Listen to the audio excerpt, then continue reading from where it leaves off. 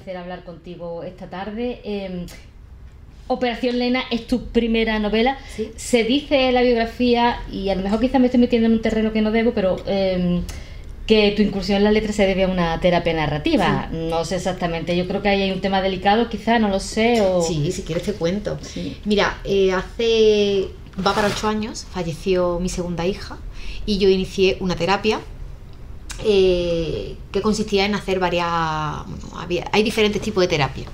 Y una de las terapias que a mí me funcionó, por no decirte la que más me funcionó, fue la terapia narrativa. La psicóloga rápidamente se dio cuenta de que a mí me estaba funcionando porque yo sentía que liberaba emociones a través de las letras.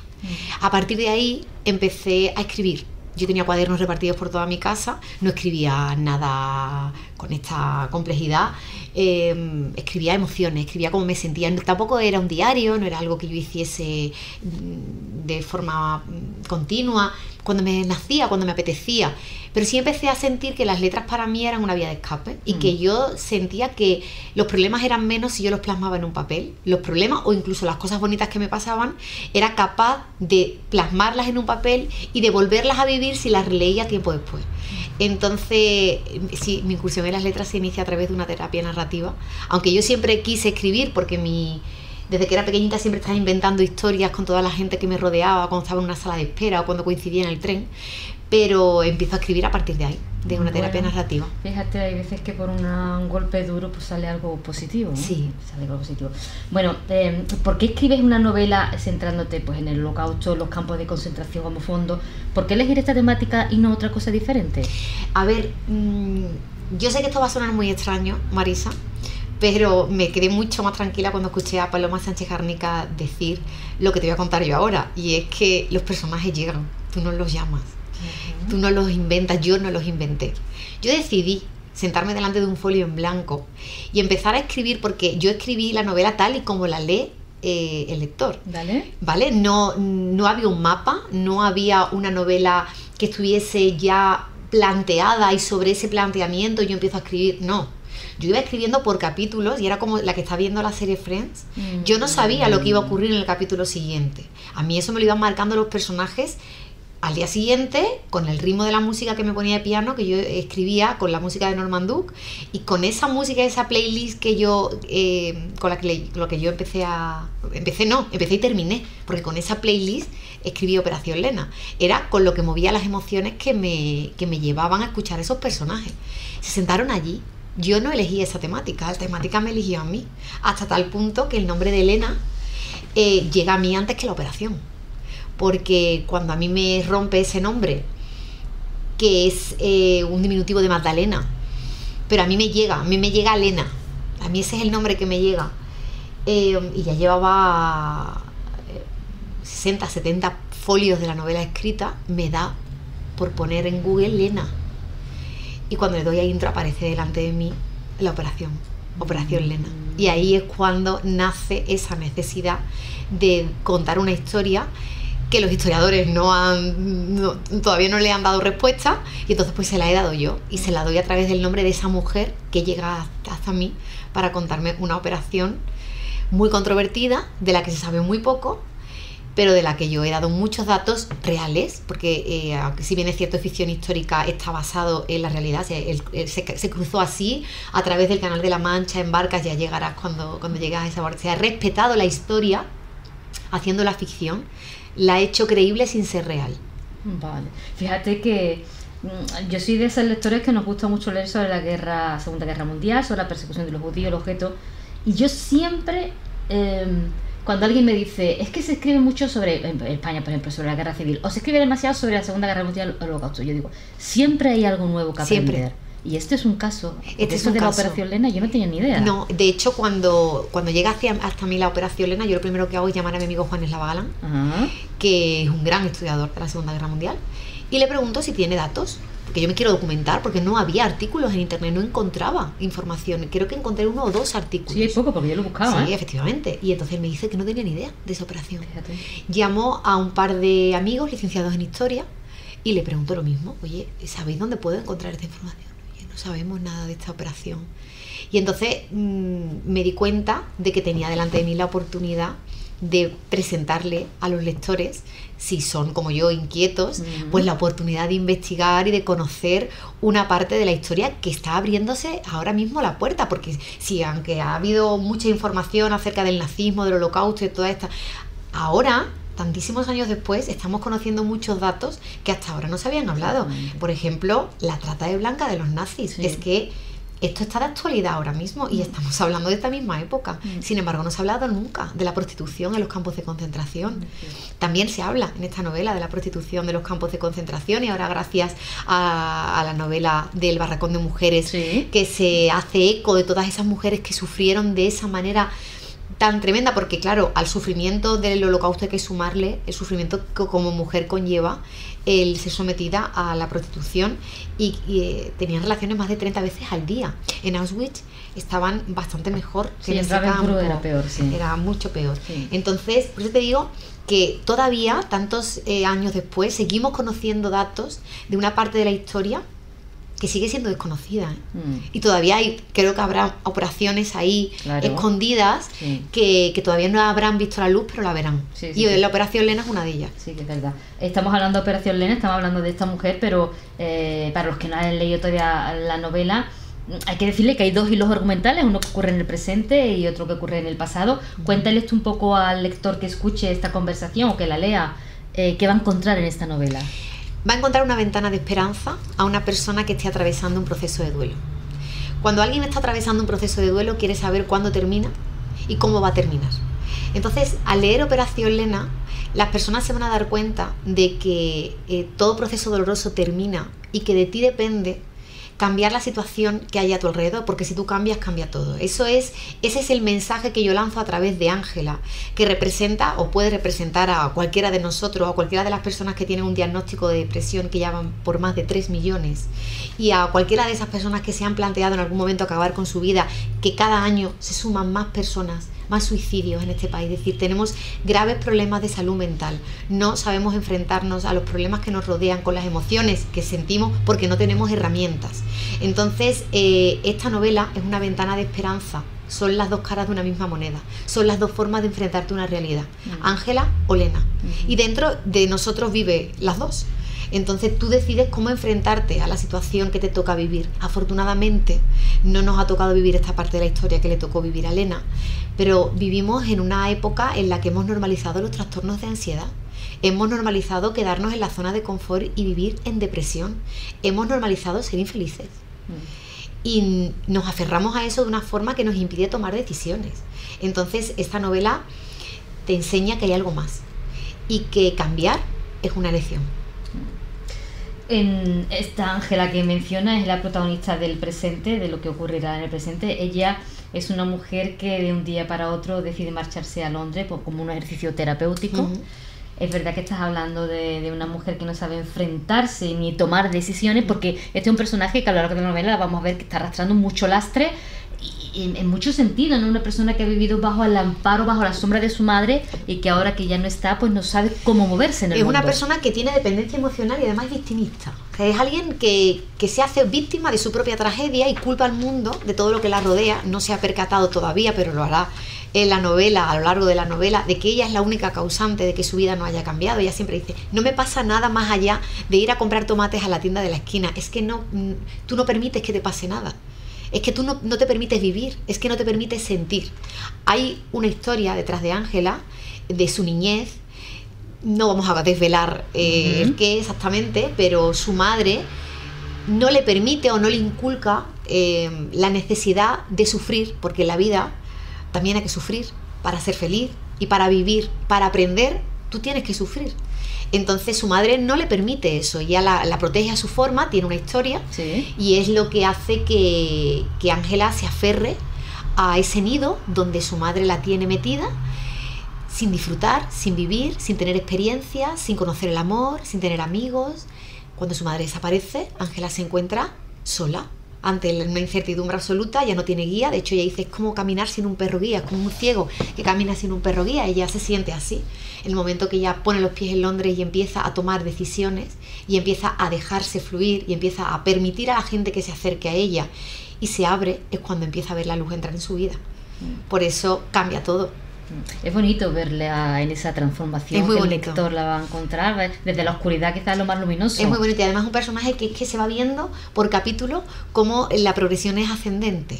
Hay una serie de personajes que van llegando a su vida que le van aportando mucho positivo. Hubo un lector cero que me hizo un comentario y me dice: hay algo que no me creo de la novela. Y yo le dije: ¿qué? Y me dice: no me creo que a Ángela de pronto le vaya todo bien. Y yo le dije: ¿y tú crees que le va todo bien de pronto? ¿No crees que simplemente es que ella ha cambiado su visión de la vida? Ha cambiado la visión pesimista que tenía de la vida. Ella todo lo veía en negativo. No hablaba con nadie, todo el mundo era un enemigo. No se permitía conocer a nadie porque quizá le hiciese sufrir.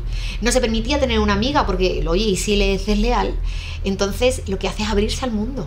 No es que le vaya todo bien, es que está empezando a tener experiencias positivas y negativas, pero también positivas. Y en ese abrirse al mundo juega un papel muy importante las personas que se va a encontrar en Londres, que a mí hay un personaje que me encanta, como es Irune. Es que me parece la noche y el día, y que las dos se complementan muy bien. Irune es un personaje que, mira, de todos los personajes de la novela, todos llegaron a mi vida menos ella. A ella la traje yo. Y te explico, yo tengo unas amigas maravillosas.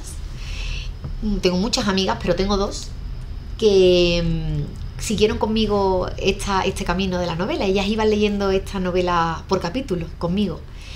Y se llaman Laura y Aurora. Y son completamente diferentes entre ellas, pero hacen un binomio perfecto. Y las dos crean a Irune.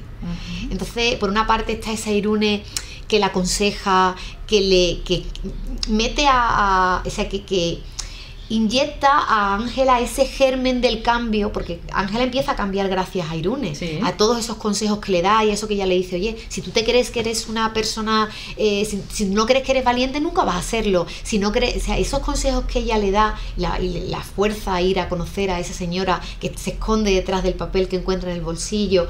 Es Irune realmente la que provoca el cambio o la que la empuja al primer cambio a Ángela. Esa es mi amiga Aurora, la que es la serena, la tranquila, la que siempre te escucha sin juzgar. Luego está la otra, que es Laura, que da igual lo que tú le cuentes, da igual la tragedia, que ella te va a hacer un comentario que te va a hacer reír. O sea, con ella te vas a reír. Ella va a ir siempre con una camiseta llena de manchas de campo frío, le va a dar igual todo. Ella te va a demostrar que la vida son pequeñas cosas y que de verdad son dos personas que me hacen sentir tremendamente afortunada. Y yo sentí la necesidad de regalársela a Ángela. Entonces lo que hice fue el binomio de las dos. Unirla. Y esa es Irune. En el pasado está Lena Wiesel, pero también está otro personaje que se llama Jonas Golik. Ambos son judíos, ambos están en Auschwitz y a los dos, obviamente estando en el campo de concentración, los vamos a ver pasarlo realmente mal y además vivir unas situaciones que a ellos mismos les va a sorprender, porque por ejemplo Jonás se va a ver en una situación con un alto mando nazi que también le va a chocar un poco, que no sabe muy bien cómo salir. Claro, cuando Jonás llega al campo y empieza a ver que hay un nazi, un alto, que además no es un nazi cualquiera, es que estamos hablando de uno de los altos cargos que además formaba parte del gabinete de Hitler.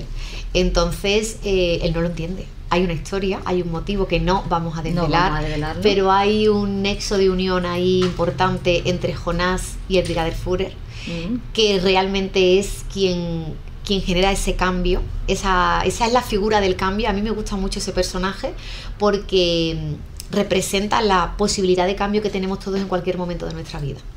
Y un hombre que tiene unos principios, que ha sido tan adoctrinado desde la cuna, con un padre militar, que además siente que está fallándole al nazismo, a su padre, al Führer, que le está fallando a todo el mundo, pero sin embargo decide cambiar.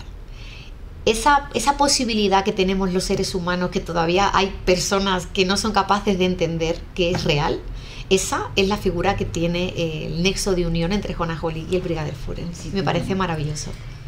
Hay entre los temas que tratas en la novela, aparte del espíritu de sobrevivencia que vamos a ver en Lena y en Jonás durante el Holocausto, el caso de Ángela, que tiene que renacer de su ceniza y volverse a encontrar en sí misma. Hay un tema que atraviesa toda la novela y además que afecta a varios personajes, que es el tema del duelo. Sí. El duelo lo va a sufrir Ángela, Jai también lo va a sufrir, Irune, Jonás. hay un elenco de personajes que todos están atravesados por el duelo. Todos. De hecho, yo creo que la gran frase o el gran mensaje de esta novela es que todas las guerras terminan alguna vez, las internas también. Ese mensaje se lo lanza Jonás a Lena en el gueto, cuando todavía no han sido deportados al campo de Auschwitz. Entonces le dice: Lena, todas las guerras terminan alguna vez, aférrate mientras tanto a tus sueños. Y ese es el mensaje que yo creo que tiene que quedarse el lector, porque todas las guerras terminan, las internas también, y lo que hay que saber es entender que hay que atravesar ese duelo, que el duelo hay que pasarlo. Tú no puedes darle la espalda a las emociones como a la tristeza o el dolor. Tienes que interiorizarlos, tienes que abrazarlos, tienes que aprender de ellos. Es muy difícil porque es el momento en el que te tienes que ver las caras contigo mismo, sentir tus carencias, y es el mejor momento para aprender. Entonces, si eres capaz de sacar provecho de esas situaciones, vas a ser capaz de mejorar. De hecho, todos los personajes de la novela que atraviesan su propio duelo mejoran, pero mejoran porque cambian de forma a través del dolor. Es que cambiar duele y todos cambian. Yo cuando escribía el personaje del Brigadier Führer, que yo siempre he dicho que lo que he hecho ha sido transcribir lo que ellos me estaban narrando, yo pensaba: ¿cuánto ha debido sufrir este hombre? ¿Cuánto sufre una persona que se da cuenta que su vida ha cambiado, o alguien que se ha desenamorado de su pareja después de 40 años de relación y dice: es que ya no la quiero, o es que ya no lo quiero? ¿Cuánto se sufre para llegar a entender que has cambiado y que tienes que dar un paso más para poder ser feliz? Es que eso duele mucho.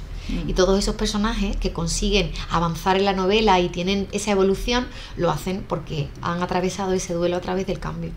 Macarena, estoy escuchando, y para ser tu primera novela, no sé si tengo la sensación, o corrígeme tú, de que a la hora de escribir esta novela, tú dices: los personajes han venido a mí, parece fácil, pero yo no sé si en algún momento has encontrado dificultades, bloqueos y demás. En esta novela no. La estoy encontrando en la segunda. Sí, pero en esta novela no. La verdad es que no sentí, fluyó sola. Fue un proceso de creación súper bonito y rápido, porque Operación Lena se escribió en 10 meses. Solo escribía de noche, escribía como 1 hora y media de noche y los fines de semana. Y fueron 10 meses los que yo tardé en volcar la historia, y luego 1 año más en hacer correcciones. Pero no tuve ningún proceso de bloqueo, porque de verdad que cuando a mí me preguntan: ¿te costó? Es que no siento que yo haya hecho nada en esa novela. Es que lo único que he hecho ha sido transcribir algo que me han contado. Parece como si fueras el vehículo, ¿no? Efectivamente, es que es así. De hecho, ni siquiera me documenté en exceso. O sea, yo me iba documentando de determinados datos que yo creía que tenía que darle al lector, lanzarle al lector, pero no quería documentarme en exceso porque me daba mucho miedo que eso estuviese limitando mi capacidad creativa, y entonces yo ya no escuchase a los personajes de la misma forma que los estaba escuchando hasta ese momento. Entonces, en el momento que supe que había un prostíbulo, simplemente quise escuchar a Lena, no quería saber cómo era el prostíbulo real de Auschwitz. ¿Hubo un prostíbulo en Auschwitz? Sí. ¿Es como yo lo he trasladado en la novela? Pues probablemente no, así es como me lo contó ella. Entonces, mi amigo Juan me dijo una frase que a mí me encanta, y es: una novela de ficción debe ser creíble sin ser real. Y para eso no te puedes documentar en exceso, porque entonces no es ficción, entonces es un ensayo. Estamos hablando de historia, ficción histórica. Si tú te documentas en exceso, ¿dónde está la creación? ¿Dónde está la ficción? ¿Dónde te permites crear, no? Entonces, a mí me daba mucho miedo porque yo sé dónde está la línea, y si yo hubiese sabido más datos, probablemente habría limitado a estos personajes y le habría dicho: no, esto no me lo puedes contar así, porque así no era. Entonces he preferido no saberlo y escucharlos a ellos. Fíjate qué matiz más curioso, porque nunca había escuchado a un autor decir eso, ¿no? Al revés, los autores tienden a documentarse muchísimo. No, porque entonces no tienes creatividad, ¿no? Entonces, si tú te documentas ya lo sabes. Permite hablar al personaje, deja que hable tu creatividad, deja que hable eso que está dentro de ti, que es ese personaje que te está contando. Si tú te estás documentando, eso ya está ahí. Ya sé lo que puedo encontrar. Si miro en Google, ya lo sé. Estamos haciendo ficción histórica, estamos escuchando unos personajes que son ficción. Permíteles darle vida, y solamente les vas a permitir tener vida si los escuchas a ellos, sin limitarlos. Bueno, entre los escenarios, claro, Ángela se va a Londres, ella se reside en Camden Town. Yo estoy disfrutando mucho de esa parte, de esos paseos de Ángela, porque, bueno, a Londres lo conozco, pero además me voy a ir dentro de unos meses de nuevo, así que estoy disfrutando un montón de todos esos escenarios que estás, de los lugares que menciona. Claro, yo no sé si tú has tenido que googlear muchos autores cuando publican la trama de su novela fuera de nuestra frontera, usan mucho Google Maps o conocen el lugar. Yo no sé si tú lo has hecho de una manera u otra. Yo estuve en Londres, fue mi refugio hace casi 8 años, porque el verano que falleció mi hija coincidió con el nacimiento de mi primer sobrino. Y yo, presa del pánico, porque no sabía cómo enfrentarme con tanto dolor al nacimiento de mi sobrino, me fui a Londres. Huí. Tengo muy pocos recuerdos de aquellos días, pero recuerdo perfectamente los 2 días que pasé en Camden. Y fui muy feliz. Entonces lo que hice fue regalarle a Ángela ese sitio, ese espacio donde yo conseguí evadirme del dolor. Afortunadamente la vida me permitió estar en el nacimiento de mi sobrino, porque no nació hasta que yo llegué. Y entonces Londres fue para mí un refugio, que es donde yo la ubico a ella, en el que fue mi refugio. Yo no me quedé en Camden Town, lo visité mucho, tanto lo visité que me lo aprendí de memoria y fotografié aquellos lugares en mi memoria, y tal y como ella lo ve, es como lo vi yo, o sea, porque lo vi así. Yo me crucé con esas personas que ella se cruza.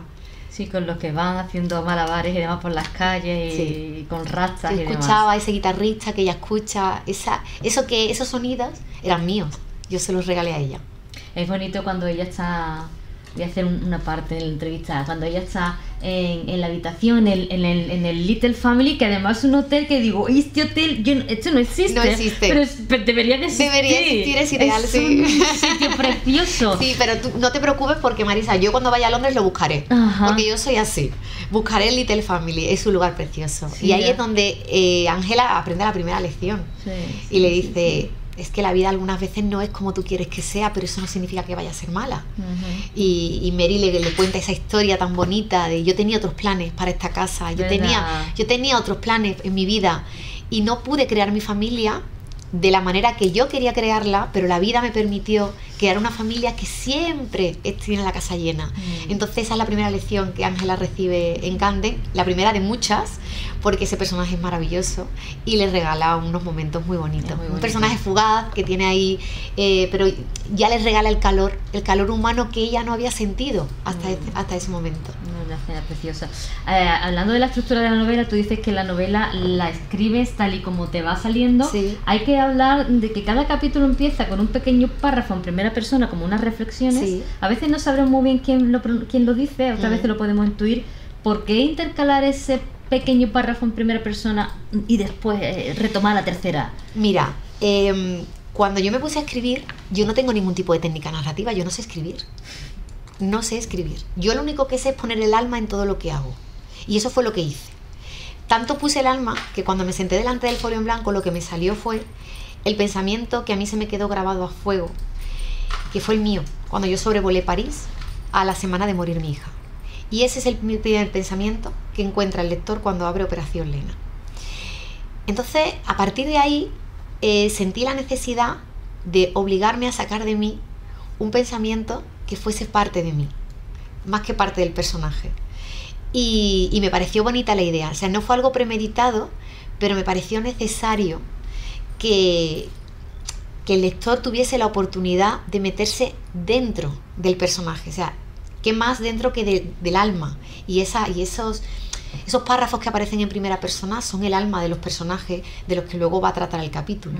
Entonces yo creo que es la forma de hacerle llegar más al lector el personaje. Es que yo creo que se lo estás metiendo dentro, es que estás dentro, es que Lena te está contando, te está dando la mano y te está llevando un barracón y te está diciendo lo que estás sintiendo en ese momento. No te está diciendo que lo veas, es que lo estás sintiendo tú.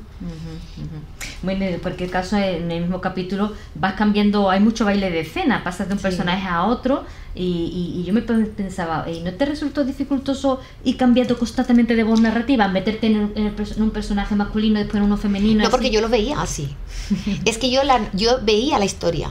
Entonces, claro, de hecho, te diré, yo soy abogada, soy tremendamente recalcitrante. Y en las demandas, los abogados tendemos a ponerlo todo. Y como te digo, todo es todo. Créeme que hay muchas cosas que en el borrador inicial de Operación Lena están ya quitadas por mi gran amigo Juan El Bagalán, porque me dijo: Macarena, no hace falta que digas caminó 2 pasos, se dio la vuelta, le giró un poco el pomo. O sea, lo veía con tanta claridad. Para mí fue tan fácil transcribir algo que yo estaba viendo tan claro, pero tan claro, que no me costó. Es que yo simplemente era una espectadora, yo estaba allí y estaba viendo cómo se estaba comportando el Brigadier Führer y cómo se estaba comportando Jonás. Y la escena, por ejemplo, del gueto, cuando le ocurre lo que le ocurre al padre de Jonás, es que yo estaba allí y estaba viendo a Jonás en la ventana y estaba viendo a Brigadier Führer en el coche y estaba viendo... ¿Cómo le voy a quitar yo al lector la oportunidad de vivir eso desde todas las perspectivas? Entonces lo que hice fue contarla desde todas las perspectivas. Bueno, está muy bien, la verdad que la estoy disfrutando mucho. Me acabas de decir hace un ratillo que estás con la segunda novela, que no está fluyendo tan rápido como esta, No. Pero no sé si puedes adelantar eso. Sí. Es una novela negra, porque como escribo desde las emociones y ahora me encuentro en un momento de mi vida en el que siento que puedo bajar a las profundidades de la oscuridad. Es una novela de una organización de 15 hombres, de 15 varones que están empeñados en demostrar que el mal está en el ADN de las mujeres. Vaya, pues. Hablamos de Biblia, hablamos de brujas, hablamos de silenciar a las mujeres también en el mal, porque las mujeres han sido silenciadas incluso en el mal. Los grandes asesinos son hombres, los grandes malos son hombres. Y habla de eso. Ahí estamos. Vamos a dejarlo ahí. Vale, pues de momento vamos a quedarnos con Operación Lena, que es una novela que estoy disfrutando muchísimo. Te agradezco mucho esta conversación y que tengas mucha suerte con esta y con la que venga. Muchas gracias. Muchas gracias a ti.